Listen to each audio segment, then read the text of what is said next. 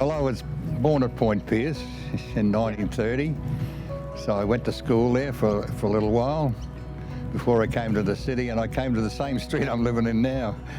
Been here most of my life, and I used to go back to the mission every so often. Street like that, Port Misery was here. Just up the river a bit, and that's where they used to land, and they used to have to walk through the mud, and they used to have to carry the cases for the passengers off the ship. So it was a miserable place. That's what they called it, Port Misery. And so the ship came right up there to land there. And even then, Lloyd had asked an Aboriginal woman the entrance to the Port River because they couldn't find it. In the port there, like a commercial road, the old Itchamaya Pinner, he was the bloke that taught them, the Germans, about the language. My uncle told me the Nukunoo, the Nudgee, the Kaurna and the Runga and Nurundjeri came together for 2 moons. And we shared knowledge. That's how I always wondered as a kid, how did we last 60,000 years? And you suddenly realise it was sharing knowledge. So it's tracking, like we had great trackers, Yankunytjaras and Arunders. And so that's what we're learning from each other, all these different knowledges. Gunai were our spiritual people, and they told us all to have a word for creator. And so our word for creator is Pingalingula.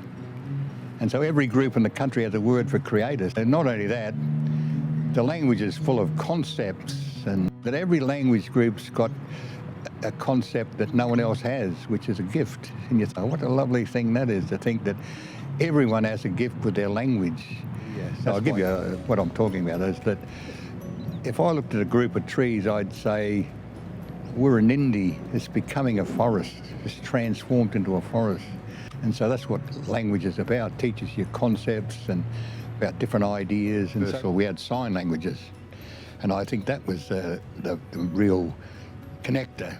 See the bloke talking about the kangaroo, and then he said it's moving, and so he's telling you while he's moving his fingers, it's on the ridge, and he's telling you where the kangaroo is, and so you can see you don't have to speak, you can do it with the signs. And so I think the reason we did that because of our philosophy, love your own country, and that's a beautiful way to live.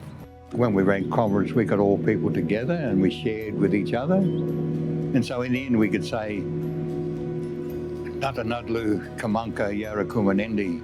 Now together we all become one, and that's what I hope in Reconciliation Week we can learn this little lesson of all coming together and being Australians.